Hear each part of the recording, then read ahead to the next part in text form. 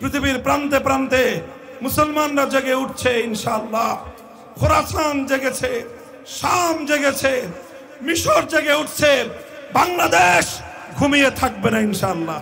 কাজেই সেখান থেকে আমরা বলতে চাই, এজন্য আজ শান্তিপ্রিয় ভাবে আমরা দাবি তুলছি, কোরআন সুন্নাহ বিরোধী আইনকে রহিত করার জন্য, ইসলামী শরিয়া বিরোধী যত নীতিমালা রয়েছে এগুলোকে অকার্যকর করার জন্য এই ধরনের একটা ধারা সংবিধানে সংযুক্ত করা হোক। কথা বলেন ঠিক না বেঠিক? যদি সহজে এই ধারা এভাবে সংযুক্ত করতে তারা সাহস না পায়, আর যদি এভাবেই এদেশের তাওহীদি জনতার হৃদয়ের আওয়াজ, তাদের এই চিৎকার, তাদের এই আহ্বান যদি এভাবে বারবার প্রত্যাখ্যাত হতে থাকে, আমি তোমাদেরকে আহ্বান জানাবো, তোমরা প্রস্তুতি নাও। আর সেজন্য প্রয়োজন হলে প্রয়োজনে প্রথমে মাথার ঘাম ফেলবো, তারপরে চোখের অশ্রু ফেলবো, এরপরে পূর্ণাঙ্গ ইসলামী বিপ্লবের জন্য, আল কোরআনের সংবিধান কায়েম করবার জন্য 2000 নয়, 2 লক্ষ নয়, 2 কোটি তাজা প্রাণ যদি শাহাদাতের রক্ত দিতে হয়, শহীদ ঈদগাহে যাওয়ার জন্য প্রস্তুত। এই প্রস্তুত থাকবেন তো ইনশাআল্লাহ? এটা শুধু কথার কথা না, শপথ। এটা শুধু কথার কথা না, অঙ্গীকার। এই অঙ্গীকার কার সাথে? চিৎকার করে বলেন, কার সাথে? আল্লাহর দ্বীনের জন্য যদি ডাক আসে, আল্লাহর দ্বীনকে জিন্দা করার জন্য যদি প্রয়োজন হয়, কোরআনী রাজ কায়েম করবার জন্য, কুফরি তন্ত্র মন্ত্রকে পরাস্ত করে আল কোরআনের সমাজ গড়বার জন্য, শহীদ ঈদগাহে কাফনের কাপড় নিয়ে কারা যাব? কারা যাব? কারা যাব? লব্বাইক বলো। হকের পথে থেকে যদি আমি লড়াই করতে করতে মরে যাই, এটাই হলো আমার জীবনের সবচেয়ে বড় সফলতা। আমার ঠিকানা হবে খোদার জান্নাত। বাতিলের পথে থেকে তুমি যদি মৃত্যুবরণ করো, এটাই হবে তোমার জীবনের সবচেয়ে বড় পরাজয়। বাতিলের পথে থেকে যে মরবে তার ঠিকানা হবে খোদার জাহান্নাম।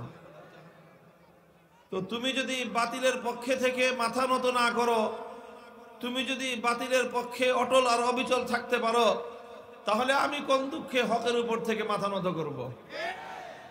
মাথা তো তোমাকেই নোয়াতে হবে, তোমাকেই পরাজয় বরণ করতে হবে। যারা হকের পক্ষে লড়ে তাদের জীবনে পরাজয় বলতে কোনো কিছু নাই। কুল হাল তারাব্বাসুনা বিনা ইল্লা ইহদাল হুসনাইন। আল্লাহর কোরআন বলেছে, যারা হকের পথে থাকে তাদের পরিণাম দুটোর যে কোনো একটা, আর দুটোটাই হলো তাদের জন্য কল্যাণ। একটা হলো ছোট কল্যাণ, আর একটা হলো বড় কল্যাণ। ছোট কল্যাণ হলো দুনিয়াতে বিজয় অর্জন করে আল্লাহর দ্বীনের ঝান্ডা সমুন্নত করব, আর এর চেয়েও বড় কল্যাণ হলো শাহাদাতের মৃত্যুকে আলিঙ্গন করে আল্লাহ পাক রব্বুল আলামিনের কাছে শহীদি মেহমান হিসেবে হাজির হয়ে যাব। কাজে এই জন্য যারা হকের পথে থাকে তাদের জীবনে পরাজয় বলতে কিছু নাই। যারা হকের পথে থাকে তাদের অভিধানে পরাজয় বলতে কোনো শব্দ নাই। যে হকের ঝান্ডা নিয়ে সমুন্নত হয় তার অভিধানে পিছপা হওয়া বলতে কোনো কিছু থাকতে পারে না। যে হকের জন্য নিজের জীবনকে উৎসর্গ করতে প্রস্তুত হয়ে যায়, পৃথিবীর সকল তাগুতি আর বাতিল শক্তি আজ না হোক কাল তার সামনে মাথা নোয়াতে বাধ্য হবে ইনশাআল্লাহ। তো আলহামদুলিল্লাহ, বলতেছিলাম যে এখানে কালিয়াকৈর ওলামা পরিষদের নেতৃবৃন্দের উপর যেই খড়গ নেমে এসেছে, জেল জুলুম তাদের জীবনে এসেছে, তাদের উপরে নির্যাতন চালানো হয়েছে।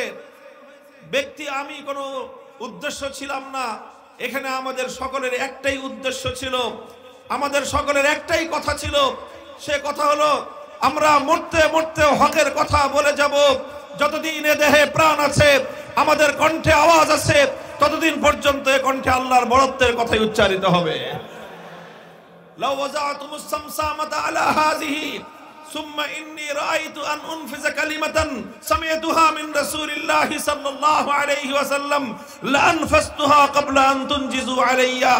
হযরত আবু যার গিফারি রাদিয়াল্লাহু তাআলা আনহু বলেছিলেন যে কেউ যদি আমার ঘাড়ে উন্মুক্ত তরবারি ধারণ করে অথবা আমার বুকের মধ্যে যদি বুলেটের পিস্তল ধারণ করে বলে যে তুমি হকের কথা বলতে পারবা না, আর আমি যদি দেখি যে এই তরবারি উন্মুক্ত তরবারি দিয়ে আমার গর্দান দ্বিখণ্ডিত করার মুহূর্ত মাত্র আগে কয়েক সেকেন্ডের মধ্যে যদি আমি একটি হকের কথা উচ্চারণ করতে পারি, আল্লাহর কসম খেয়ে বলি জীবন যাওয়ার শেষ মুহূর্তেও হকের ঠান্ডা সমুন্নত করতে করতে আল্লাহর রাস্তায় হাসতে হাসতে জীবন দিয়ে দিব।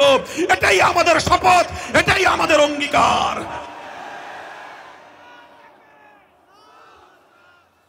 মুহতারাম হাজিরিন, এটাই হলো হযরতে সাহাবায়ে কেরাম দুনিয়াবাসীর সামনে কিয়ামত পর্যন্ত যারা আল্লাহর দ্বীনের পথে চলতে চায় তাদের জন্য এই সকল দৃষ্টান্তগুলো উপস্থাপন করে গিয়েছেন। সে কথাগুলো যদি আমরা বলতে যাই তাহলে পৃষ্ঠার পর পৃষ্ঠা হাদিসের পাতা উল্টাতে হবে, ইতিহাস থেকে অধ্যায়ের পর অধ্যায় আমাদেরকে বলতে হবে। আর এভাবেই কিয়ামত পর্যন্ত আনেওয়ালা উম্মতের কাছে আল্লাহর পয়গম্বরের আনিত দ্বীনকে কিভাবে দুনিয়াতে জিন্দা করতে হয়, কিভাবে আল্লাহর দ্বীনকে দুনিয়াতে কায়েম করতে হয়, তার দাস্তান এবং তার ইতিহাস জাতির সামনে উপস্থাপন করতে হবে। মুহতারাম হাজিরিন, দীর্ঘ আলোচনা আমি করব না, আগেই বলেছি আমি আমার ওই সকল ভাইদের সকলের প্রতি সহমর্মিতা জ্ঞাপন করছি যারা আমরা এভাবে একসঙ্গে আল্লাহর দ্বীনের জন্য কারারুদ্ধ হয়েছিলাম। আলহামদুলিল্লাহ, কারাগারে আমাদের অনেকের কষ্ট হয়েছে, কারাগারে আমাদের জীবনের কিছু সময় ব্যয়িত হয়েছে, কারাগারে আমাদের উপর দিয়ে কিছু কষ্ট, আমাদের শারীরিকভাবে মানসিকভাবে আমাদের উপর দিয়ে কিছু কষ্ট অতিক্রান্ত হয়েছে। তবে আল্লাহর কসম খেয়ে বলি যারা আল্লাহর দ্বীনের জন্য কারাবরণ করেছে তাদের এই সময় বৃথা যায় নাই। যারা আল্লাহর দ্বীনের জন্য কোনো জুলুম বরদাস্ত করে সেই জুলুম তাদের কোনো ক্ষতি করতে পারে না, বরং যারা আল্লাহর জন্য, আল্লাহর দ্বীনের জন্য, আল্লাহর দ্বীনের ঝান্ডা সমুন্নত করার জন্য, হক এবং হক্কানিয়তকে পৃথিবীতে প্রতিষ্ঠিত করার জন্য, আল্লাহর দ্বীনের ঝান্ডাকে সমুন্নত করার জন্য, তাওহীদের ঝান্ডা সমুন্নত করার জন্য যারা ত্যাগ আর কোরবানির নজরানা পেশ করবে, খোদার কসম খেয়ে বলি এই পৃথিবীতে তারাই সফল কাম, তারাই সফল কাম, তারাই সফল কাম।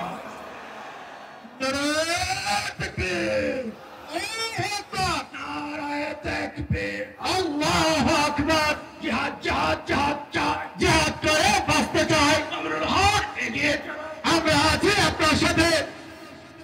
আমি আপনাদের সম্মুখে কোরআনে পাকের ছোট্ট একটি আয়াত তেলাওয়াত করেছি। আল্লাহ বলেছেন ইন্নাল্লাযীনা ক্বালু রাব্বুনাল্লাহু সুম্মা ইসতাকামু ফালা খাউফুন আলাইহিম ওয়ালা হুম ইয়াহজানুন। যারা এক আল্লাহকে রব বলে ঘোষণা করে, যারা এক আল্লাহ পাক রব্বুল আলামিনের তাওহীদ এবং একত্ববাদকে স্বীকার করে, ফালা খাউফুন আলাইহিম ওয়ালা হুম ইয়াহজানুন, তাদের ভয়ের কোনো কারণ নাই, তাদের চিন্তার কোনো কারণ নাই। প্রথম কথা হলো দুটো বিষয় প্রয়োজন। কয় বিষয়? প্রথম বিষয় হলো একত্ববাদ, তাওহীদ। তাওহীদকে পক্ষে ধারণ করতে হবে, তাওহীদকে পক্ষে ধারণ করতে হবে। আমাদের রবকে, আরো জোরে বলেন রবকে, একমাত্র রবকে, আল্লাহ পাক রব্বুল আলামিনের রুবুবিয়্যাত, আল্লাহকে রব বলে শুধুমাত্র অন্তরে বিশ্বাস পোষণ করলেই হবে না, বারবার আল্লাহ পাক একই কথা বলেছেন, কালু রাব্বুনাল্লাহ। স্পষ্ট ভাষায় দুনিয়াবাসীকে জানিয়ে দিতে হবে আমাদের একমাত্র রবকে। দেখেন, আল্লাহকে রব বলা, এটা তাৎপর্য বুঝতে হবে। শুধুমাত্র না বুঝে বলে দিলাম যে আল্লাহ আমার রব, এতটুকুই যথেষ্ট নয়। আল্লাহকে রব বলার তাৎপর্য বুঝতে হবে। আমাদের সমাজের মধ্যে আল্লাহ পাকের রুবুবিয়্যাত, আল্লাহকে একমাত্র রব বলে বিশ্বাস করা অর্থাৎ তাওহীদ, এই তাওহীদের ব্যাপারে যথেষ্ট অস্পষ্টতা, মানুষের মধ্যে এই ব্যাপারে যথেষ্ট বিভ্রান্তি রয়েছে। এবং তাওহীদের খুব গুরুত্বপূর্ণ কিছু বিষয় এই উম্মতের কাছ থেকে আজ বিলুপ্ত প্রায়। আমি সেই দাওয়াত নিয়ে উম্মতের কাছে যাচ্ছি।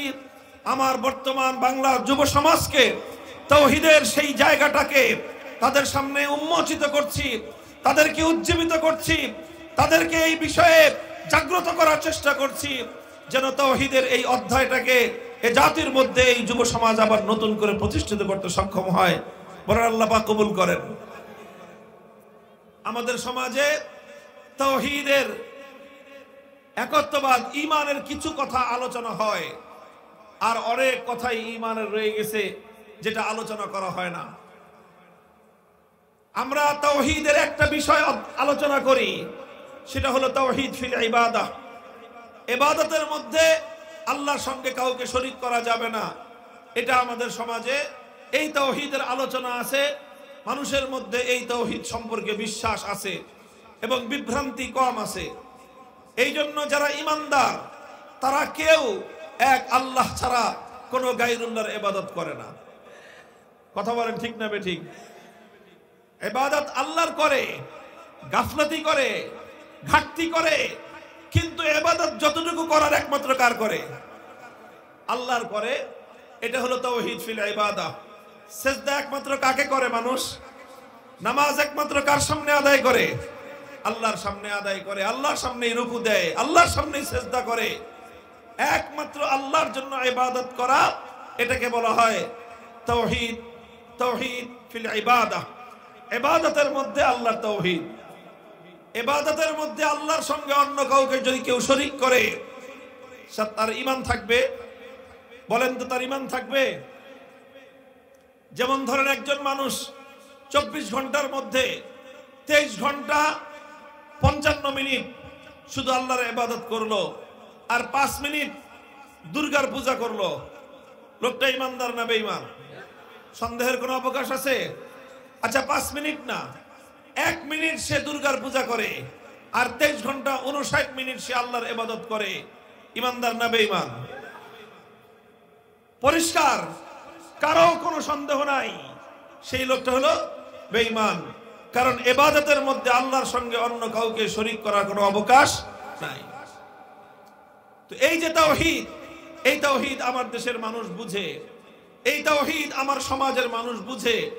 এই জন্য কোনো ঈমানদার কোনোদিন কোনো দুর্গার পূজা করে না, কোনো ঈমানদার কোনোদিন কোনো মূর্তির পূজা করে না, কোনো মুমিন মুসলিম কোনোদিন কোনো আগুনের পূজা করে না, কোন মুমিন মুসলমান কোনদিন কোন সূর্যের পূজা করে না, কোন মুমিন মুসলমান কোনদিন কোন মাখলুকের পূজা করে না। ইবাদত করে একমাত্র কার? এটাকে বলা হয় তাওহীদ ফিল ইবাদাহ। ঠিক এরকম ভাবে আমাদের সমাজে ঈমানের আরেকটা আলোচনা আছে, যে আলোচনাটা ব্যাপকভাবে দাওয়াত এবং তাবলীগের মেহনতের মাধ্যমে মানুষের কানে কানে পৌঁছে দেওয়া হয়েছে। সেটা হলো তাওহীদের আরেকটা বিষয়। ওনারা যে কথা বলেন যে করনেওয়ালি জাত একমাত্র কে, যা কিছু হয় কার পক্ষ থেকে হয়? সব আল্লাহর পক্ষ থেকে হয়, আল্লাহর হুকুম ছাড়া কিছুই হয় না। এই যে আরেকটা তাওহীদের একটা বড় অধ্যায়, ঈমানের একটা গুরুত্বপূর্ণ বিষয়, ওনারা এভাবেই বলেন যে করনেওয়ালি জাত একমাত্র আল্লাহ। আল্লাহই করেন, আল্লাহই খাওয়ান, আল্লাহই বাঁচান, আল্লাহই পড়ান, সব কিছু রিজিক দেন কে? সব কিছু হয় কার পক্ষ থেকে? আল্লাহ চাইলেই কোনো কিছু হয়, আল্লাহ না চাইলে কোনো কিছুই হয় না। এই একটা আলোচনা আছে তাওহীদের। এটা হলো দাওয়াত এবং তাবলীগের ময়দানে যারা কাজ করেন, ব্যাপকভাবে উম্মতের কানে কানে তাওহীদের এই আওয়াজটা পৌঁছে দিয়েছেন। এটাকে আমরা বলি তাওয়াক্কুল আলাল্লাহ। এটা হলো আস্থা এবং ভরসা একমাত্র কার উপর? আল্লাহর উপর। আমি আপনাদেরকে তাওহীদের আরেকটা দিক, আরেকটা বিষয় আমি আপনাদের দৃষ্টি আকর্ষণ করব খুব সংক্ষিপ্ত ভাবে। তাওহীদের সেই দিকটা সম্পর্কে আমাদের সমাজ ব্যাপকভাবে গাফলতির মধ্যে, ব্যাপকভাবে তারা এই বিষয়ে ত্রুটির মধ্যে, অজ্ঞতার গহীন সমুদ্রের মধ্যে হাবুডুবু খাচ্ছে। তাওহীদের সেই দিকটা বলার জন্য আমি আপনাদের সামনে আল্লাহর পয়গম্বরের একটি হাদিস উদ্ধৃতি করছি। হাদিসটি বর্ণিত হয়েছে হযরত আদী ইবনে হাতেম রাদিয়াল্লাহু তাআলা আনহু থেকে। আদী ইবনে হাতেম, আপনারা হাতেম তাইয়ের নাম শুনেছেন? হাতেম তাই, হাতেম তাই কে ছিলেন? বখিল মানুষ, দানবীর। দানবীর হিসাবে পৃথিবীতে সুপ্রসিদ্ধ। কেউ যদি দানবীর হয়, অনেক দান খয়রাত করে, মানুষ তাকে বলে যুগের হাতেম তাই। হাতেম তাই তিনি আল্লাহর নবীর কিছুদিন আগের মানুষ ছিলেন। নবীজির সঙ্গে তার সাক্ষাৎ হয়েছে মর্মে কোনো প্রমাণ নেই, কিন্তু তার ছেলে হাতেম তাইর ছেলে আদী ইবনে হাতেম রাদিয়াল্লাহু আনহু, তিনি আল্লাহর নবীর সঙ্গে তার সাক্ষাৎ হয়েছে। তিনি ইসলাম কবুল করেছেন। ইসলাম গ্রহণ করার পরে তিনি তার গোত্রের নেতৃত্ব দিয়ে তিনি তার গোটা গোত্রকে ইসলামের দিকে অগ্রসর করেছেন। তিনি ইসলাম গ্রহণ করবার আগে খ্রিস্টান ছিলেন, খ্রিস্ট ধর্মের অনুসারী ছিলেন। একদিন তিনি আল্লাহর নবীর কাছে এসে একটা প্রশ্ন করলেন, ইয়া রাসূলুল্লাহ, আমি তো খ্রিস্টান ছিলাম এবং খ্রিস্ট ধর্মের নারী নক্ষত্র সব আমার জানা আছে, কারণ আমি একজন শিক্ষিত জ্ঞানী খ্রিস্টান ছিলাম, মূর্খ খ্রিস্টান ছিলাম না। এই জন্য খ্রিস্ট ধর্মের সবকিছু আমার জানা আছে। আমার প্রশ্ন হলো, কোরআনে পাকের মধ্যে আল্লাহ পাক রব্বুল আলামিন খ্রিস্ট জাতি সম্পর্কে, আহলে কিতাবদের সম্পর্কে, ইহুদিদের সম্পর্কে আল্লাহ একটা অভিযোগ করেছেন, যে তাদের ব্যাপারে একটা দোষ আল্লাহ আলোচনা করেছেন। আমি নিজে খ্রিস্টান ছিলাম, আমার জানা মতে এই অভিযোগটা খ্রিস্টানদের মধ্যে আমি কোনোদিন দেখি নাই। তো যেই অভিযোগটা আমি নিজে খ্রিস্টান হয়ে খ্রিস্টানদের মধ্যে দেখলাম না, সেই অভিযোগটা কোরআনে পাকের মধ্যে আল্লাহ পাক খ্রিস্টানদের ব্যাপারে করে দিলেন। এটা কিভাবে হলো? রাসূল আকরাম সাল্লাল্লাহু আলাইহি ওয়াসাল্লাম জিজ্ঞাসা করলেন, কি অভিযোগ করেছেন আল্লাহ পাক কোরআনে পাকের মধ্যে যেই ব্যাপারে তোমার প্রশ্ন হয়ে গেল? আদী ইবনে হাতেম রাদিয়াল্লাহু আনহু সূরাতুল বারাতের ওই আয়াতের উদ্ধৃতি দিলেন, যেখানে আল্লাহ পাক রব্বুল আলামিন ইহুদি খ্রিস্টানদের সম্পর্কে বলেছেন, ইত্তাখাযু আহবারাহুম ওয়া রুহবানাহুম আরবাবাম মিন দুনিল্লাহি ওয়াল মাসীহ ইবনে মারইয়াম ওয়া মা উমিরু ইল্লা লিয়াবুদু ইল্লাল্লাহ। আল্লাহ পাক বলতেছেন যে ইহুদি খ্রিস্টানরা তারা এক আল্লাহকে বাদ দিয়ে তারা তাদের আহবার এবং রুহবান, অর্থাৎ তাদের ধর্মের মধ্যে যারা পণ্ডিত ব্যক্তি আছে, জ্ঞানী ব্যক্তি আছে, সেই পণ্ডিত জ্ঞানীদেরকে, ওয়ারুহবান, এবং তাদের মধ্যে যারা পাদ্রী আছে এই পাদ্রীদেরকে, অর্থাৎ ইহুদি খ্রিস্টানরা তাদের ধর্মের দুই শ্রেণীর মানুষকে আল্লাহর পরিবর্তে তারা রব হিসেবে গ্রহণ করে নিয়েছে। এক শ্রেণীর মানুষ হলো যারা আহবার, অর্থাৎ যারা তাদের মধ্যে শিক্ষিত, যারা তাদের মধ্যে পণ্ডিত। আরেক শ্রেণী হলো যারা তাদের মধ্যে রুহবান, পাদ্রী, ধর্মগুরু, অর্থাৎ তারা তাদের পণ্ডিত আর ধর্মগুরুদেরকে রব মানে তারা তাদের ধর্মগুরু আর পণ্ডিতদেরকে আল্লাহর পরিবর্তে তাদেরকে রব বানিয়ে নিয়েছে। এই অভিযোগ আল্লাহ পাক রব্বুল আলামিন খ্রিস্টানদের ব্যাপারে করেছেন। আদী ইবনে হাতেম বললেন যে, ইয়া রাসূলুল্লাহ, আমি তো বছরের পর বছর খ্রিস্টান ছিলাম এবং খ্রিস্টানদের লিডার ছিলাম এবং খ্রিস্টানদের একজন পণ্ডিত ব্যক্তি ছিলাম। কোনোদিন আমরা তো আমাদের কোনো পণ্ডিতকে বলি নাই যে সে রব, সে খোদা। কোনোদিন তো আমরা আমাদের কোনো পাদ্রীকে বলি নাই যে সে খোদা। তাহলে আমাদের ব্যাপারে কোরআনে পাকের মধ্যে এই অভিযোগটা কেন করা হলো? আপনারা আমার আলোচনা বুঝতেছেন? প্রশ্নটা বুঝেছেন? আদী ইবনে হাতেমের প্রশ্ন বুঝতে হবে কথা। শুধু কথা বুঝার পরে সেই কথাকে মনে গাঁথতে হবে, গেঁথে নিয়ে সেই কথাকে বাস্তবায়ন করার জন্য মাঠে নামতে হবে। সময় কিন্তু বেশি নাই, সময় কিন্তু বেশি নাই। বাংলার যুব সমাজ তৈরি হ, বিপ্লবের ডাক আসবে, বিপ্লবের ডাক আসবে এই জমিনে। এই জমিন ইসলামী বিপ্লবের জন্য উর্বর হয়ে উঠছে। দেখেন, যখন পতিত জমিতে, পতিত ভূমিতে যখন চাষাবাদের সময় চলে আসে, এই যে যখনই আপনার জানুয়ারি মাসটা চলে আসবে, এখন কিন্তু বাংলার অধিকাংশ মাঠ ঘাট সব বিরান পড়ে আছে, কোথাও তেমন কোনো ফসল নাই। কিন্তু জানুয়ারি মাসটা শেষ হলেই আস্তে আস্তে ফসলের মৌসুম আসবে। কথা বলেন ঠিক না বেঠিক? যখনই এক দুইটা বৃষ্টি হবে জানুয়ারির শেষ দিকে, ফেব্রুয়ারিতে, অথবা একটু বৃষ্টির যখন মৌসুম আসবে, তখন ওই পতিত ভূমিগুলোতে কৃষকরা হাল চাষ করবে। হাল চাষ করে এই মাটিগুলোকে চাষাবাদের জন্য উপযুক্ত করবে। চাষাবাদের জন্য যখন মাটিটা উপযুক্ত হয়ে যাবে, তখন দ্রুত সেখানে বীজ বপন করতে হবে, রোয়া লাগাতে হবে, চারা বপন করতে হবে। ধানের চারা হোক, গমের চারা হোক, যে কোনো ফসল ফলাতে হলে চাষাবাদের পরে জমিনকে বেশি দিন পতিত রাখা যাবে না, তাহলে ওই জমিনে ভালো আর ফসল হবে না। কথা বলেন ঠিক না বেঠিক? 2024 সালের 5ই আগস্টের আগ পর্যন্ত, জুলাই আর আগস্টের এই সময়টায় বাংলার এই মাটিকে এদেশের যুব জনতা, এদেশের ছাত্র জনতা বুকের রক্ত দিয়ে সিঞ্চিত করেছে। তাদের রক্তের মাধ্যমে এই মাটি বিপ্লবের জন্য উর্বর হয়ে উঠেছে। এ মাটি এভাবেই উর্বর থাকতে থাকতেই আল্লাহর জমিনে ইসলামী বিপ্লবের ডাক আসতে হবে। আল্লাহর জমিনে আল্লাহর দ্বীনকে জিন্দা করার জন্য, কোরআনী হুকুমত কায়েম করার জন্য, আল্লাহর জমিনে আল্লাহর দ্বীনকে জিন্দা করার জন্য, ইসলামী বিপ্লবের জন্য যুব সমাজকে তৈরি হতে হবে।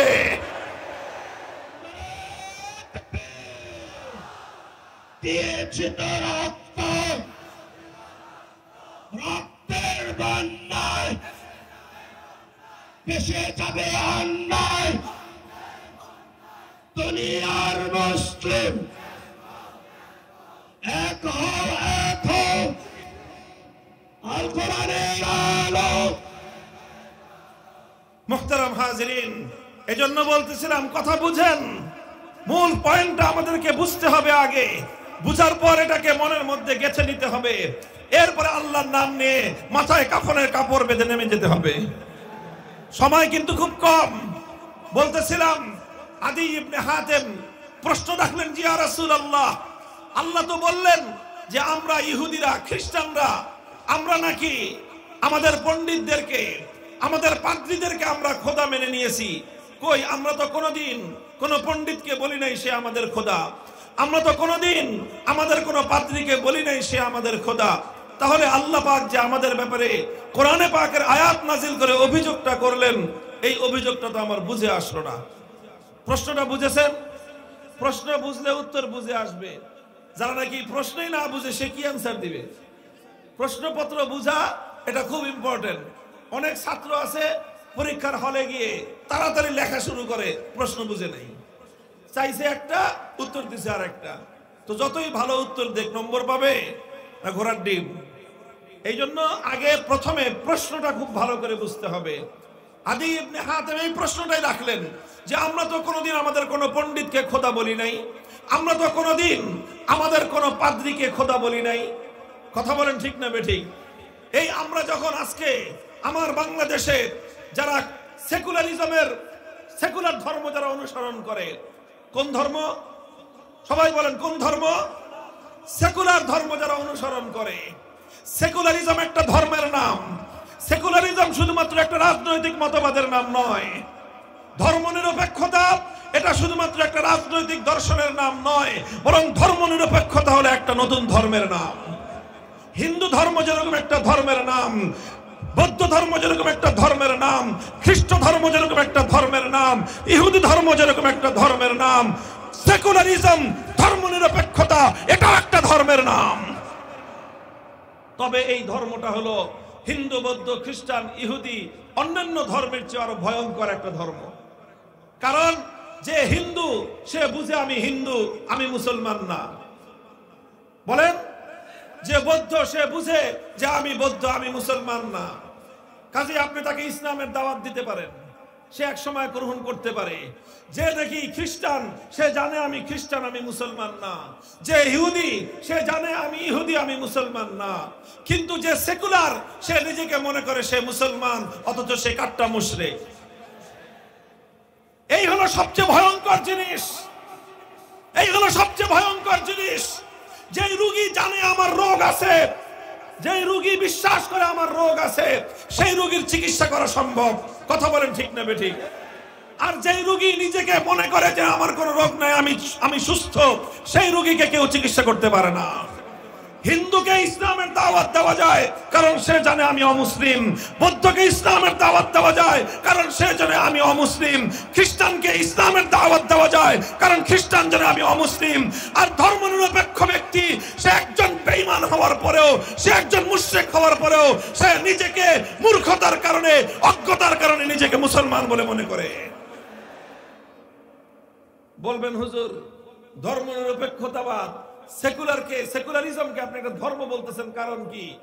কারণ হলো এই যে এই জায়গাটা আমি এখানে আমি পরিষ্কার করতেছি আপনাদের কাছে, কোন গোজামিলের কথা মামুনুল হক বলবে না, বলি না আমরা।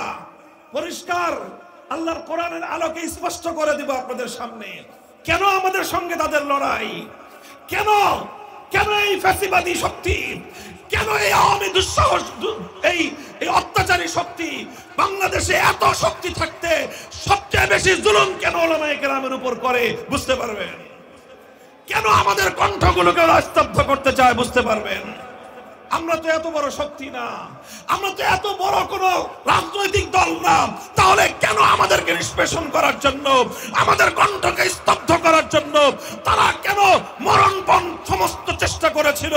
কারণ একটাই, তারা জানতো এভাবেই যদি আমরা কথা বলতে থাকি এদেশের মানুষ সেকুলারিজমের ভাওতাবাজি বুঝতে পারবে। মুহতারাম হাজিরিন, আদি ইবনে হাতেম রাদিয়াল্লাহু তাআলা আনহু বললেন, আবার ওই প্রশ্নে আসতেছি, আবার ওই প্রশ্নটা বুঝেন। তিনি বললেন যে হুজুর, ইয়া রাসূলুল্লাহ, খ্রিস্টান ইহুদিরা তো কোনোদিন কোন পণ্ডিতকে খোদা বলে নাই, কোনোদিন কোন পাদ্রীকে খোদা বলে নাই, তাহলে আল্লাহ পাক কেন তাদের ব্যাপারে অভিযোগটা করলেন যে এরা তাদের পণ্ডিত এবং তাদের পাদ্রীদেরকে আল্লাহকে বাদ দিয়ে খোদা মেনে নিয়েছে? এই কথা আল্লাহ কেন বললেন? যেরকম ধর্মনিরপেক্ষতাবাদীরা বলে যে আমরাও তো নামাজ পড়ি, ধর্মনিরপেক্ষতাবাদীরা বলে যে আমরাও তো মুসলিম, ধর্মনিরপেক্ষতাবাদীরা যেভাবে বলে যে আমরাও তো হজ করি, সে একই কথা ছিল যে তারাও বলতো যে আরে আমরা তো আল্লাহকে বাদ দিয়ে কোন পণ্ডিতকে আমরা খোদা বলি নাই, আমরা তো আল্লাহকে বাদ দিয়ে কোন পাদ্রীকে খোদা মানি নাই। যেমন এরা বলে আমরা তো আল্লাহকে বাদ দিয়ে আমাদের নেতা নেত্রীদেরকে খোদা মানি না, তাহলে আমাদেরকে হুজুররা কেন মুশরিক বলে? প্রশ্ন এই জায়গায়, প্রশ্নের জবাব শুনেন। আল্লাহর নবী মুহাম্মদ আরবি সাল্লাল্লাহু আলাইহি ওয়াসাল্লাম হযরত আদি ইবনে হাতেমের প্রশ্নের জবাবে আরেকটা পাল্টা প্রশ্ন করলেন। কোন কোন বর্ণনায় প্রশ্নের আকারে এসেছে। আল্লাহর নবী বললেন, হে আদি, বলো তো দেখি তোমাদের ইহুদি আর খ্রিস্ট ধর্মের মধ্যে এমন একটা বিষয় ছিল কিনা, আলাস্তুম হাররামতুম মা হাররামুহু ওয়া আহলালতুম মা আহাল্লুহু, তোমাদের মধ্যে কি এমন বিষয় ছিল তোমাদের পণ্ডিত আর তোমাদের পাদ্রীরা মিলে যখন কোন একটা বিষয়কে তারা বৈধ বলে দিত যে এটা এখন বৈধ, এটা আইনসম্মত, অথচ আল্লাহ সেটাকে বেআইনি করে রেখেছেন। আল্লাহ বেআইনি করার পরেও পণ্ডিত আর পাদ্রীরা মিলে সেটাকে আইনসম্মত বলে দিলে তোমরা আল্লাহর কথা বাদ দিয়ে তোমাদের পণ্ডিত আর তোমাদের পাদ্রীদের কথায় সেটাকে তোমরা আইনসম্মত বলে মেনে নিতা, এমন বিষয় ছিল কিনা? এবার মাথা চুলকায় কহা, তা তো ছিল হুজুর। তোমাদের মধ্যে এমন কোন বিষয় ছিল কিনা, আলাস্তুম হাররামতুম মা হাররামুহু, কোন একটা জিনিসকে আল্লাহ বৈধ করে দিয়েছেন, একটা জিনিসকে আল্লাহ পাক বৈধতা দিয়েছেন, আর সেই জিনিসটাকে তোমাদের পণ্ডিতরা তোমাদের পাদ্রীরা মিলে অবৈধ বলে দিল, বেআইনি বলে দিল, তখন তোমরা আল্লাহর কথা বাদ দিয়ে তোমাদের পণ্ডিত আর তোমাদের পাদ্রীদের কথায় সেই জিনিসটাকে তখন তোমরা বেআইনি মনে করো, অবৈধ মনে করো। যেটাকে আল্লাহ বৈধ করলেন সেটাকে তোমাদের পণ্ডিতরা অবৈধ করে দিল, যেটাকে আল্লাহ অবৈধ করলেন সেটাকে তোমার পণ্ডিতরা বৈধ করে দিল। তোমরা সেটাকে মেনে নিয়েছিলা, এমন বিষয় ছিল কিনা? কয় হ্যাঁ হুজুর, তা তো ছিল। এবার হাদিসের কিতাব উল্টান, আবু দাউদ শরীফ, তিরমিজি শরীফ, এমনকি বুখারী মুসলিমের অনেক রিওয়ায়াতের মধ্যে এই বর্ণনাটা বিভিন্ন ভাষায় এসেছে। আল্লাহর নবী তখন বললেন, ফাতিলকা ইবাদাতুহুম ফাতিলকা ইবাদাতুহুম ফাতিলকা ইবাদাতুহুম, হে আদি, কান খাড়া করে শুনে রাখো, শুধু কাউকে সেজদা করলেই তাকে খোদা মানা হয় না, কাউকে সেজদা করলেই শুধু তাকে খোদা মানা হয় না, বরং আল্লাহ একটা জিনিসকে বৈধ বলে দেওয়ার পরে আরেকজন অবৈধ বললে তুমি আল্লাহটা বাদ দিয়ে অন্যের আইন যখন মানলা, যার আইন তুমি আল্লাহর আইনকে বাদ দিয়ে মানলা, তাকেই তুমি খোদা মানলা। কথা বুঝেন? তুমি যখন আল্লাহর আইন বাদ দিয়ে আরেকজনের আইন মানলা, তুমি শুধু তার আইন মানো নাই, তাকে খোদা মেনেছো। এটা আমার কথা নয়, এটা আল্লাহর কথা, এটা স্বয়ং আল্লাহর পয়গম্বরের কথা। মুহতারাম হাজিরিন, এবার বুঝেন, ইসলামের কালেমা হলো লা ইলাহা ইল্লাল্লাহ, চূড়ান্তভাবে আইন করার অধিকার একমাত্র কার? ধর্মনিরপেক্ষতাবাদীকে জিজ্ঞাসা করেন চূড়ান্তভাবে আইন করার অধিকার কার? ধর্মনিরপেক্ষতাবাদীরা একটা কথাই বলবে, সেটা বলবে হলো সার্বভৌম আইন পরিষদ, জনগণের ক্ষমতার মাধ্যমে প্রাপ্ত আইন পরিষদ, সংসদ যেটাকে আইন করে দিবে সেটাই আইন, সেটাই বৈধ। তো যখন ধর্মনিরপেক্ষতাবাদীরা একথাই বলে যে আইন তৈরি করার সাথে আল্লাহর কোরআনের কোনো সম্পর্ক নাই, আইনের সঙ্গে ইসলামের কোনো সম্পর্ক নাই, আইনের সঙ্গে কোরআনের কোনো সম্পর্ক নাই, বরং মানুষ যেটা চাবে সেটাই বৈধ, মানুষ যেটা চাবে সেটা অবৈধ। ইসলাম বলে আল্লাহ যেটা চাবেন সেটাই বৈধ, আল্লাহ যেটা চাইবেন না সেটাই অবৈধ, আল্লাহ যেটাকে বলবেন সেটাই আইন। ধর্মনিরপেক্ষতাবাদীরা বলে সংসদ যেটা বলবে সেটাই আইন। ইমানদারদের রব হলেন আল্লাহ, ধর্মনিরপেক্ষতাবাদীদের রব হলো সংসদ।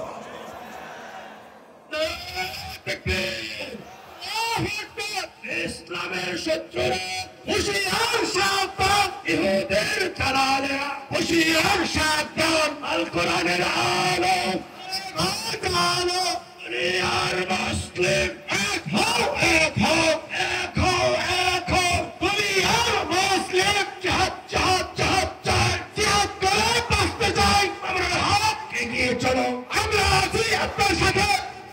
আপনারা আমার এই মৌলিক কথাটা মনে রাখেন। এই ব্যাপারে যে কোনো ডিবেট করার জন্য, যে কোনো বিতর্ক করার জন্য আমরা সর্বদা প্রস্তুত আছি, এবং যে কারো পক্ষ থেকে যে কোনো চ্যালেঞ্জকে মোকাবেলা করার জন্য ওপেন ঘোষণা দিয়ে দিচ্ছি। আমরা ধর্মনিরপেক্ষ মতবাদ একটা কুফরি মতবাদ। ধর্মনিরপেক্ষ ব্যক্তি কোশ্চেনকালেও ইমানদার হতে পারে না।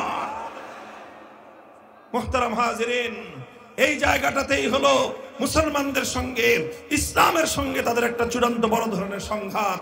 কিন্তু ধর্মনিরপেক্ষতার নানা রকম ভুলভাল ব্যাখ্যা দিয়ে মুসলমানদেরকে তালগোল বুঝায় দিয়ে মুসলমানদেরকে ঈমান হরণ করবার পায়তারা চালায়।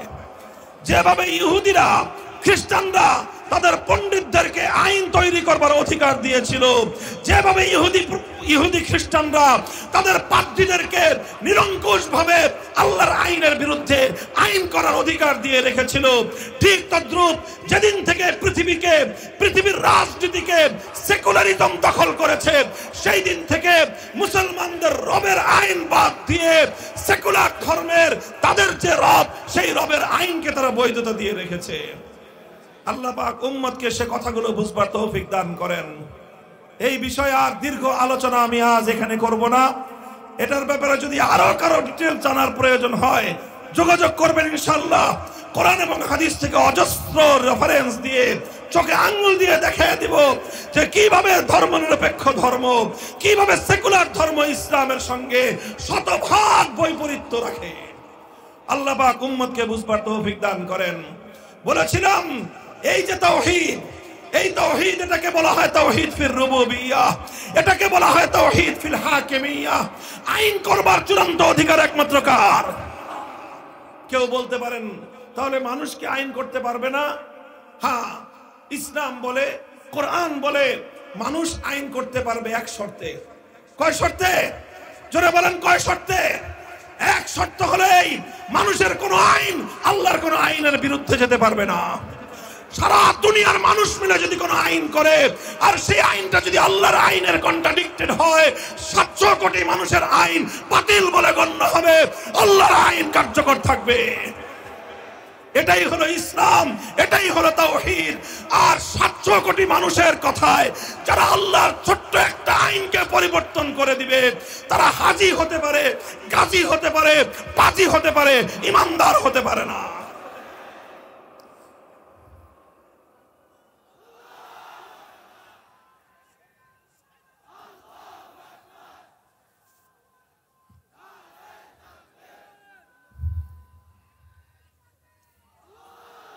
দেখেন, মুসলমানদের মধ্যে অভিশাপ ছিল না। মুসলমানরা কোনদিন তাদের সমাজে এক আল্লাহর আইন ছাড়া কোনো মানুষের বানানো আইনকে তারা মেনে নিত না। এই অভিশাপ মুসলমানদের উপর চাপিয়ে দিয়েছিল ব্রিটিশ বেনিয়ারা। ব্রিটিশ বেনিয়ারা আমাদের দেশটাকে দখল করে সবচেয়ে বড় অভিশাপ যেটা আমাদের উপর চাপিয়ে দিয়েছে সেটা হলো আমাদের সমাজ থেকে, আমাদের দেশ থেকে আল্লাহর কোরআনের বিধানকে উৎখাত করে দিয়ে ব্রিটিশরা তাদের নিজেদের প্রবর্তিত আইন আমাদের উপর চাপিয়ে দিয়েছে। এরপরে মুসলমানরা সংগ্রাম করেছে, এরপরে মুসলমানরা লড়াই করেছে, মুসলমানরা জিহাদ করেছে, মুসলমানরা শাহাদাত দিয়েছে, মুসলমানরা রক্ত দিয়েছে। রক্তের সাগর বেয়ে ব্রিটিশদেরকে এদেশ থেকে বিতাড়িত করা হয়েছিল শুধুমাত্র এজন্য যে একটা দেশ হবে, একটা রাষ্ট্র হবে, সে রাষ্ট্রে আইন চলবে একমাত্র কার? নারায়ে তাকবীর, নারায়ে তাকবীর। ইসলামের শত্রুরা নারায়ে তাকবীর। মুহতারাম হাজিরিন, দুঃখ এবং পরিতাপের বিষয় হলো এই যে এই মুসলমানদের হৃদয়ের আকাঙ্ক্ষা, মুসলমানদের এই অন্তরের তামান্না যে তারা একটা দেশ চেয়েছিল, একটা মানচিত্র চেয়েছিল, একটা ভূখণ্ড চেয়েছিল। সেই ভূখণ্ডটা অনেক বড় দেশ না হতে পারে, সেই ভূখণ্ডটা অনেক সমৃদ্ধশালী না হতে পারে, সেই ভূখণ্ডটা অনেক টাকা পয়সার মালিক না হতে পারে, সেই ভূখণ্ডে মানুষ 3 বেলা খেতে না পারে, সেই ভূখণ্ডে মানুষ 1 বেলা খেয়ে থাকতে পারে, প্রয়োজনে সেই ভূখণ্ডের মানুষ না খেয়ে থেকে পেটে পাথর বাঁধতে পারে। কিন্তু একটা ভূখণ্ড হবে, একটা মানচিত্র হবে, যে মানচিত্রের সংবিধান হবে আল কোরআন। এই আল কোরআনের রাষ্ট্র করার জন্য, আল কোরআনের সংবিধান করবার জন্য, আল্লাহর আইন দিয়ে সমাজ পরিচালনা করবার জন্য রক্ত দিয়েছিল শহীদ তিতুমীর, রক্ত দিয়েছিল ফকির মজনু সাহরা, রক্ত দিয়েছিল হাজী শরীয়তুল্লাহরা, রক্ত দিয়েছিল হাফেজ জামিন শহীদরা, রক্ত দিয়েছিল সৈয়দ আহমদ শহীদরা। হাজার হাজার আলেম ফাঁসি কাষ্টে ঝুলিয়েছে, হাজার হাজার আলেমদের সন্তানরা ইতিম হয়েছে, স্ত্রীরা বিধবা হয়েছিল। উদ্দেশ্য ছিল একটাই, জমিন শাসন করবে মুসলমান, আইন চলবে কার? দুর্ভাগ্যজনকভাবে পশ্চিম পাকিস্তানি স্বৈর শাসকরা 24 বছর পর্যন্ত মুসলমানদেরকে তাদের এই অধিকার থেকে বঞ্চিত রেখেছে, যার প্রেক্ষিতে 1971 সালে দেশটাকে দ্বিখণ্ডিত করা হয়েছে। 71-এর পর যখন দেশটা মুক্ত এবং স্বাধীন হলো, এই স্বাধীনতার পরে ভারতের তৎকালীন প্রধানমন্ত্রী ইন্দিরা গান্ধী, শ্রীমতী ইন্দিরা গান্ধী, তিনি ভারত যেটা নাকি একটা ধর্মনিরপেক্ষ রাষ্ট্র, সেই রাষ্ট্রের মূলনীতিগুলোকে শেখ মুজিবুর রহমান সাহেবের মাধ্যমে বাংলাদেশের সংবিধানের উপর চাপিয়ে দিয়ে বাংলাদেশটাকে ভারতের গোলামে পরিণত করেছে, বাংলাদেশটাকে ভারতের একটা গোলাম রাষ্ট্রে পরিণত করেছে, বাংলাদেশের সংবিধানকে ভারতের দাসত্বের শৃঙ্খলের অঙ্গীকারপত্র বানিয়েছে। এজন্য আমরা বলি, এটা চ্যালেঞ্জ করে আমি বলি, ইতিহাসের সূত্রে বলি, 1971-এর মুক্তিযুদ্ধে বিজয় অর্জন করার আগ পর্যন্ত বাংলাদেশে কেউ কোনোদিন ধর্মনিরপেক্ষতার কথা বলে নাই। শেখ মুজিবুর রহমান সাহেব ধর্মনিরপেক্ষতার কথা আগে বলেন নাই, আওয়ামী লীগ আগে ধর্মনিরপেক্ষতার কথা বলে নাই। আগে তারা বলতো পাস করতে পারলে কোরআন সুন্নাহ বিরোধী কোনো আইন আমরা করব না। এই অঙ্গীকার তারা করে ক্ষমতায় আসার পর তারা সব ইসলামের বিরুদ্ধে একটা একটা করে আইন পাশ করেছে, রাষ্ট্র থেকে আল্লাহর নামটাকে তারা মুছে ফেলবার চেষ্টা করেছে। মুহতারাম হাজিরিন, এজন্য আমার আখেরি পয়গাম আপনাদের কাছে, আমার এই স্বাধীন মাতৃভূমির কাছে, এদেশের নতুন প্রজন্মের কাছে, এই জেনারেশনের কাছে আমাদের একটা পয়গাম, আমাদের একটা আহ্বান। আজ বাংলাদেশের সামনে সবচেয়ে গুরুত্বপূর্ণ 2টা ইস্যু। কয়টা ইস্যু? 1 নম্বর ইস্যু হলো ভারতীয় আধিপত্যবাদ থেকে বাংলাদেশকে মুক্ত করতে হবে। আগে আমরা শুধু বলতাম, আগে শুধু আমরা আলেমরা বলতাম, আগে শুধু আমরা মোল্লা মৌলবীরা বলতাম যে ভারতীয় আধিপত্যবাদকে রুখে দাঁড়াও। এখন শুধু আমাদের হুজুরদের বলতে হয় না, এখন বাংলাদেশের অন্তর্বর্তীকালীন সরকার ওই কথা বলে। এখন বাংলাদেশের সমস্ত রাজনৈতিক দল এক সুরে কথা বলতেছে, সবাই বলতেছে ভারতীয় আধিপত্যবাদ রুখে দাঁড়াও। শুধু মুসলমান নয়, ধর্ম বর্ণ নির্বিশেষে সবাই বলতেছে ভারতীয় আধিপত্যের হাত থেকে বাংলাদেশকে মুক্ত করতে হবে। আমরা বলি যে গাছের শেকড়ে গোড়ায় পানি ঢেলে 2-1টা ডাল ছাটলে কোনোদিন এই বৃক্ষের বিষ ছায়া থেকে মুক্তি পাওয়া সম্ভব নয়। কথা বলেন ঠিক না বেঠিক? বৃক্ষ থেকে মুক্তি পেতে চাইলে গাছের শেকড় সত্য উপরে ফেলতে হবে। ভারতীয় আধিপত্যবাদকে যদি রুখতে হয়, ভারতের আধিপত্যবাদ থেকে যদি মুসলমানদের বাংলাদেশকে যদি রক্ষা করতে হয়, ভারতীয় আধিপত্যবাদের শেকড় হলো বাংলাদেশের সংবিধানে ভারত থেকে পাচারকৃত আমদানিকৃত ধর্মনিরপেক্ষতাবাদ। এই ধর্মনিরপেক্ষতাবাদ নামক কুফরি মতবাদ বাংলাদেশের সংবিধান থেকে আবার দিল্লিতে পাচার করতে হবে।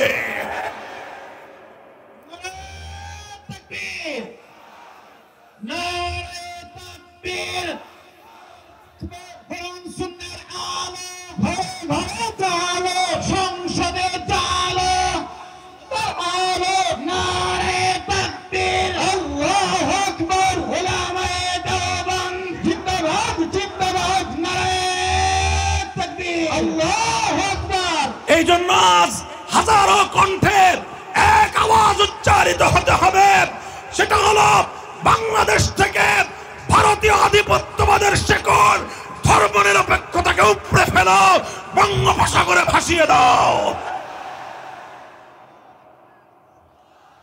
এটা যতক্ষণ পর্যন্ত না করবেন ততক্ষণ পর্যন্ত বাংলাদেশ ভারতের গোলামীর শৃঙ্খল থেকে মুক্তি পাবে না। এটাকে 1972 সালে তৎকালীন ভারত রাষ্ট্র জোরপূর্বক তার সেবাদাসদের মাধ্যমে 72-এর সংবিধানের মাধ্যমে বাংলাদেশের মানুষের 25 বছরের মুক্তির সংগ্রামকে তারা হাইজ্যাক করেছিল। আবার তাদের হাত থেকে আমার দেশের প্রকৃত স্বাধীনতাকে ছিনিয়ে আনতে হবে।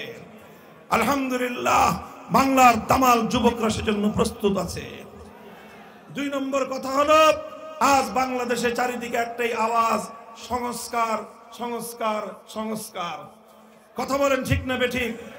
এই সংস্কারের হাজারো আওয়াজের ভিড়ে আমাদের স্পষ্ট একটা পয়গাম, মূল জায়গায় আমরা অন্তত আজকের এই বর্তমান বাংলাদেশের বাস্তবতায় ছোট্ট একটা সংস্কারের প্রস্তাব আমরা দিয়ে রাখছি।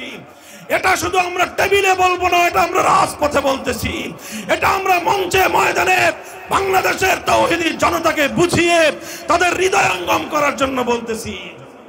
সেটা হলো এই, বাংলাদেশের সংবিধানে এমন অসংখ্য ধারা রয়েছে, এমন অসংখ্য উপধারা রয়েছে, যেই ধারা এবং উপধারাগুলোর কারণে বাংলাদেশের মানুষ চাইলেও পরিপূর্ণ ইসলাম কেউ মানতে পারে না। কারণ সবাই আমরা রাষ্ট্রের অধীনে, অর্থাৎ সংবিধানের অধীনে। এই সংবিধানের অধীনে থাকবার কারণে এই সংবিধান আমাকে এবং আপনাকে অনেক কুফরি কাজের সাথে সম্পৃক্ত হতে বাধ্য করে। আমরা বাধ্য হয়ে সেই কাজগুলো করি, এই জন্য আল্লাহ আমাদেরকে মাফ করে দিবেন।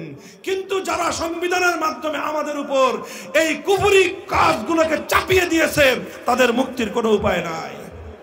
আর আমাদের মুক্তির একটা উপায়, যেহেতু আমরা বাধ্য হয়ে এই সকল ইসলাম বিরোধী কাজগুলো করতে বাধ্য হই, এজন্য আমাদের মুক্তির উপায় হলো আমাদেরকে এই কুফরি ধারাগুলো সংবিধান থেকে পরিবর্তন করার চেষ্টা করতে হবে।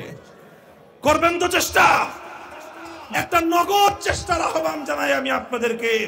একটা আওয়াজ তুলতে হবে বাংলাদেশে, সেটা হলো সংবিধান সংস্কারের সময় একটা ধারা, ছোট্ট একটা ধারা সংযুক্ত করতে হবে। এই ধারার মাধ্যমে আমরা গোটা বাংলাদেশের 18 কোটি মুসলমান অভিশপ্ত একটা ব্যবস্থা থেকে আমরা মুক্তি লাভ করতে পারবো। কুফরির একটা বাধ্যতামূলক ব্যবস্থা থেকে আমাদের ঈমান নিয়ে আমরা বেঁচে থাকতে পারবো। সেই ধারাটা হলো, আইন করতে হবে, সংবিধানে একটা ধারা সংযুক্ত করতে হবে। সেটা হলো এই, 90% মুসলমানদের এই দেশে ইসলামী শরিয়া বিরোধী কোনো আইন, কোরআন সুন্নাহ বিরোধী কোনো আইন, ইসলামী শরিয়া এবং কোরআন সুন্নাহ বিরোধী কোনো ধারা, কোনো বিধিমালা, কোনো আইন, কোনো বিধি, কোনো কিছু কার্যকর হতে পারবে না। যদি এইরকম একটা ধারা, এইরকম একটা কথা যদি আমাদের সংবিধানে সংযুক্ত হয়, তাহলে এই সংবিধানের ওই ধারার মাধ্যমে বর্তমান বাংলাদেশের ইসলাম বিরোধী প্রত্যেকটি আইন অটোমেটিক ভাবে বাতিল বলে গণ্য হবে। আপনারা আমার এই দাবির সঙ্গে বুঝে শুনে সচেতন ভাবে কারা কারা একমত আছেন হাত তুলেন। আল্লাহু আকবার, নারায়ে তাকবীর, আল্লাহু আকবার। কোরআন সুন্নাহর আলো ঘরে ঘরে চালো, সংসদে চালো, কোরআন সুন্নাহর আলো। মামুনুল হক সাহেব এগিয়ে চলো, আমরা আছি আপনার সাথে, আমরা আছি তোমার সাথে। এগিয়ে চলো, নারায়ে তাকবীর, আল্লাহু আকবার। উলামায়ে দেওবন্দ জিন্দাবাদ, জিন্দাবাদ। দিয়েছি তো রক্ত, আরো দিব রক্ত, দিয়েছি তো রক্ত, আরো দিব রক্ত। রক্তের বন্যায় ভেসে যাবে অন্যায়। নারায়ে তাকবীর, আল্লাহু আকবার।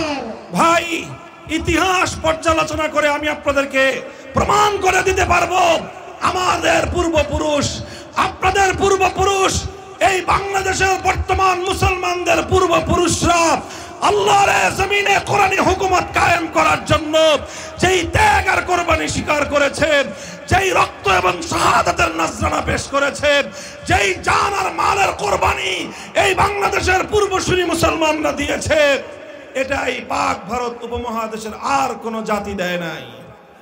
তাই আজ আমরা আমাদের অধিকারের দাবি তুলছি, আমাদের পূর্বপুরুষদের রক্তের ঋণের দাবি তুলছি। সেটা হলো এই কোরআন সুন্নাহ বিরোধী, ইসলামী শরিয়া বিরোধী সকল আইন, সকল বিধিমালা, সকল নীতিমালা অকার্যকর করার জন্য এই ধারা সংযুক্ত করতে হবে। কথা বলেন ঠিক না বেঠিক?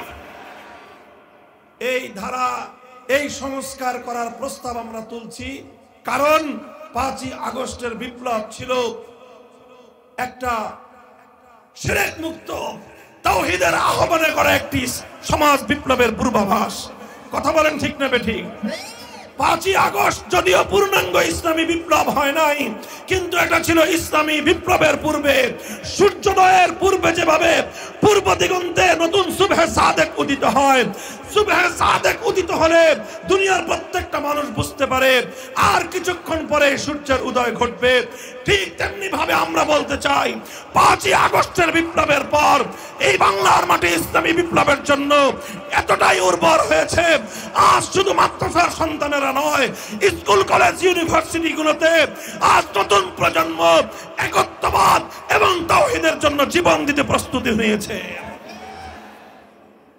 প্রমাণ দেখেন, যখন 5ই আগস্ট বিপ্লব হলো, দুপুর বেলায় স্বৈরাচারী ফ্যাসিবাদী পালিয়ে গেল বাংলাদেশ থেকে। এদেশের মানুষ এই দুপুর 1:30 থেকে 2টার দিকে মানুষ জানতে পেরেছে। কথা বলেন ঠিক না বেঠিক?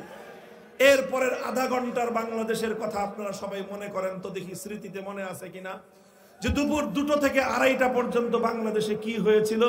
টেকনাফ থেকে তেতুলিয়ায়, টেকনাফ থেকে তেতুলিয়া কোন নেতা ডাক দিতে হয় নাই, কোন আলেম রাজপথে নামতে হয় নাই, কাউকে ঘোষণা দিতে হয় নাই, না টেলিভিশনে ঘোষণা দিতে হয়েছে, না রেডিওতে ঘোষণা দিতে হয়েছে, না ফেসবুকে ঘোষণা দিতে হয়েছে, না ইউটিউবে ঘোষণা দিতে হয়েছে, কোথাও কাউকে ঘোষণা দিতে হয় নাই। বাংলাদেশের আমল বৃদ্ধ তাওহীদ প্রেমী জনতা টেকনাফ থেকে তেতুলিয়া যত ভাস্কর্য নামক মূর্তি ছিল সমস্ত মূর্তি ভেঙে গুড়িয়ে দিয়েছে।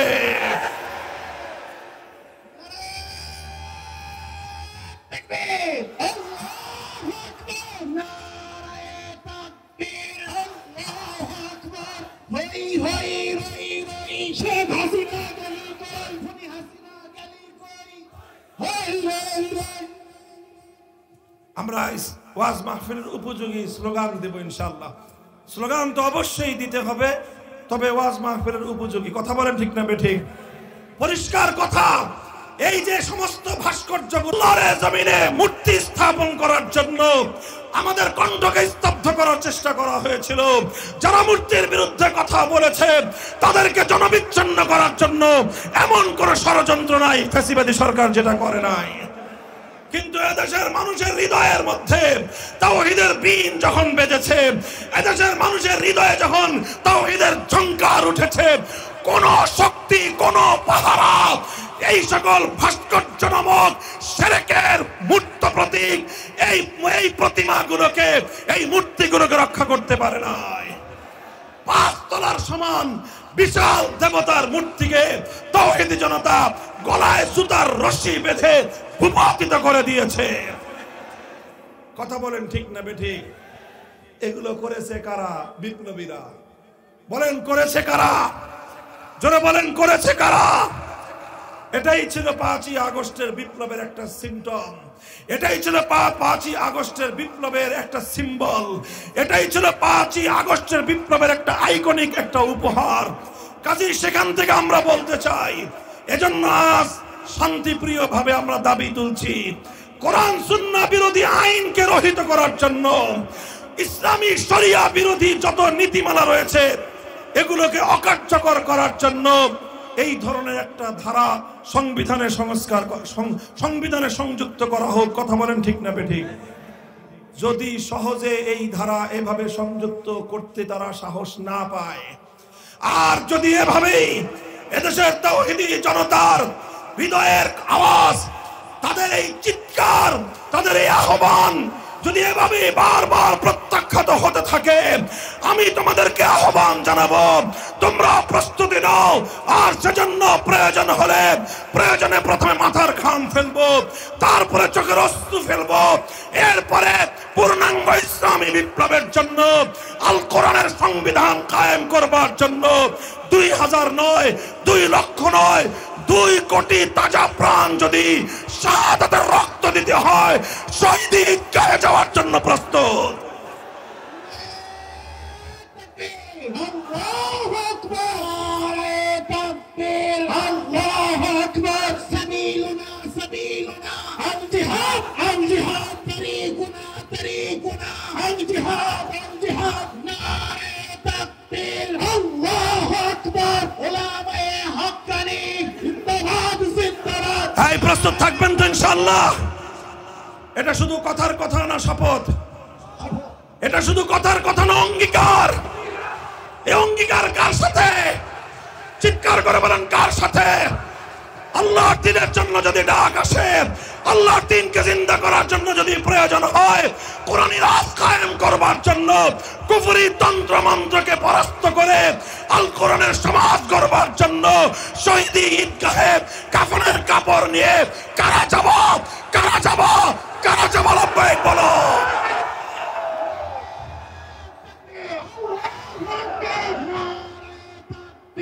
আল্লাহু আকবার, সাবিলুনা সাবিলুনা, আল জিহাদ আল জিহাদ, তরিকুনা তরিকুনা, আল জিহাদ আল জিহাদ, নারে তাকবীর, আল্লাহু আকবার। দিয়েছি রক্ত, হাতের রক্ত, রক্তের বন্যায় ভেসে যাব অন্যায়, নারে তাকবীর, আল্লাহু আকবার।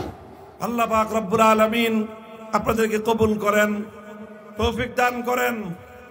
ইনশাআল্লাহ গোলামের জাতি হয়ে বেঁচে থেকে কোনো লাভ নাই। গোলামি করবো তো একমাত্র কার? বলেন কার? যদি এক আল্লাহর গোলামি করতেই যদি আমরা প্রস্তুত থাকি, ইনশাআল্লাহ পৃথিবীর কোন শক্তি আমাদের অগ্রবিজান রুখে দাঁড়াতে পারবে না। পৃথিবীর প্রান্তে প্রান্তে মুসলমানরা জেগে উঠছে ইনশাআল্লাহ। খোরাসান জেগেছে, শাম জেগেছে, মিশর জেগে উঠছে, বাংলাদেশ ঘুমিয়ে থাকবে না ইনশাআল্লাহ। আল্লাহ পাক রব্বুল আলামিন আমাদের জীবদ্দশায় সেই দিন দেখার তৌফিক দান করেন। আমরা এমন একটা সোনালী দিন দেখতে চাই, এমন একটা সূর্যোদয় দেখতে চাই, যেদিনের সূর্য উদয় হবে আল কোরআনের রাজ কায়েম করার পয়গাম নিয়ে, যেদিন এদেশের প্রতিটি ধর্মাবলম্বী, জাতি ধর্ম নির্বিশেষে প্রত্যেকটি মানুষের জীবনে ইসলামী সমাজ ব্যবস্থার সুফল ঘরে ঘরে পৌঁছে দেওয়া যাবে। আল্লাহ পাক আমাদের সকলকে কবুল করুন, তৌফিক দান করেন। ওয়া আখিরু দাওয়ানা আলহামদুলিল্লাহি রাব্বিল আলামিন।